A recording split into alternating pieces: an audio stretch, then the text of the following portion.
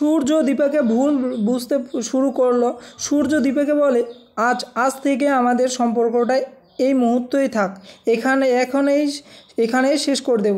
দীপা বলে, ডাক্তারবাবু এটা আপনি কি বলছেন এটা আপনি? এমনটা করো না ডাক্তারবাবু, এমনটা করবেন না প্লিজ। এরপর রূপা বলে, বাবা তুমি এটা কি করছো? রাগের মাথায় সূর্য বলে, আমি তোমাদেরকে আর বিশ্বাস করি না, যেটা বলছি এটাই সত্যি। এরপর ওখান থেকে সূর্য চলে গেলে কৃষ্ণ তাড়াতাড়ি ওখানে চলে আসে। দীপা কাঁদলে কৃষ্ণ বলে, আন্টি আপনি চিন্তা করবেন না, আপনাকে আমি ওই বাড়িতে নিয়ে যাব। তখন রূপা বলে, না কৃষ্ণ, ওই বাড়িতে গেলে মাকে আবার ভুল বুঝতে শুরু করবে, সবাই মাকে অপমান করবে, আর বাবাও মাকে অপমান করবে, ভুল বুঝবে। এরপর কৃষ্ণ বলে, রাই তুমি আমার উপর একবার বিশ্বাস করো, ওই বাড়িতে আমাকে অপমান করার সাহস কারণে। অন্যদিকে সূর্য গাড়িতে বসে যেতে বলে, দীপা কেন এমনটা করলো? আমি ওর মুখটাও দেখতে চাই না। এদিকে কৃষ্ণ নিজে দীপাকে বলে, চলো আন্টি। দীপা বলে, না কৃষ্ণ, আমি ওই বাড়িতে গেলে তখন কৃষ্ণ বলে, আমার অধিকার আছে ওই বাড়িতে। দীপা বলে, মানে? তখন কৃষ্ণ বলে, ওই বাড়িটা আমার ঠাকুরদাদার। এটা শুনতেই রূপা আর দীপা চমকে যায় এবং তার মধ্যেই কৃষ্ণর গালে থাপ্পড় মারে দীপা। আর বলতে লাগে, এই আমি কি করতে গিয়েছিলাম? রূপার জীবনটাকে তোর জীবনের সাথে জুড়িয়ে দিতে চাইছিলাম, আমি যাচ্ছি। কি করতে বসেছি আমি? ভগবান!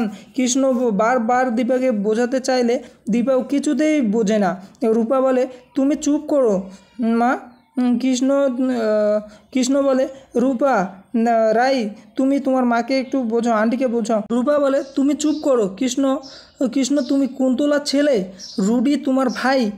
এটা শুনেই কৃষ্ণ চমকে যায় এবং চিৎকার করে বলে যে আমি কুন্তলার ছেলে না। এটা শুনেই দীপা আর রূপা দুজনে চমকে যায়। এদিকে কৃষ্ণ বলে, কুন্তলা আমার মাকে মেরে ফেলেছে। রুডি আমার সৎ ভাই, আমার মাকে মেরে আমার বাবার বউ হয়ে আমাদের বাড়িতে এসেছে। আর ওই কুন্তলার জন্যই আজ আমি বাড়ি ছাড়া। আমি অনাথের মতো বোর্ডিং স্কুলে পড়েছিলাম। এদিকে আমি আমার বাবাকেও দূরে সরিয়ে দিয়েছি। এরপর সব কিছু কথা খুলে বলতে লাগে রূপাকে আর দীপাকে কৃষ্ণ। আরেকটা জানো আন্টি, সেদিন কুন্তলা যখন আপনার বাড়ি থেকে বেরোচ্ছিল সেদিন এটা দেখেই রায়কে আমি অনেকবার ফোন করার চেষ্টা করেছিলাম। রায় আমার ফোনটা কিছুতেই ধরতে চায়নি আর বারবার কেটে দিয়েছিল। দীপা কৃষ্ণকে কিছুতেই বিশ্বাস করে না। এরপর কৃষ্ণ অনেক বুঝে সুঝে দীপাকে ওই বাড়িতে নিয়ে যাবে বলে ঠিক করে। কৃষ্ণকে দেখেই সবাই চমকে যায় ওই বাড়িতে। কৃষ্ণ কুন্তলাকে মা বলে ডাকলে সোনা চমকে যায়। কৃষ্ণর বাবা বলে, বাবা তুই এসেছিস এত দিন পর? কৃষ্ণ বলে, হ্যাঁ, আজ থেকে আমি এই বাড়িতেই থাকবো, এটাই আমার বাড়ি। আমি একা আসিনি, আমার সাথে আমার হবু বউ আর হবু শাশুড়ি মাও ওনাকেও নিয়ে এসেছি। এরপর দীপা ভেতরে চলে আসে এবং দীপা বলে, কৃষ্ণর হবু শাশুড়ি মা হিসেবে বলছি। দীপা বলে, আমিও এই বাড়িতেই থাকবো। এটা শুনেই কুন্তলা চমকে যায়। দীপা বলে, পৃথিবীটা কত ছোট্ট তাই না কুন্তলা দেবী? আপনার আর এক ছেলে আমার হবু জামাই। এরপর কুন্তলা বলে দীপাকে, আপনি তো জানতেন যে ও আমার ছেলে, এরপরও আপনি বিয়ে দেবেন দীপা দেবী? এরপর দীপা বলে, কৃষ্ণ তো আপনার সৎ ছেলে, আপনার ছেলে তো নয়, আর আমি তো এই বাড়িতেই থাকব। আপনি ঠিক যে লজিকে আমাদের বাড়িতে গিয়েছিলেন সেই লজিকেই আমিও এখানে থাকবো, আমরা দুজনেই এখানে থাকবো।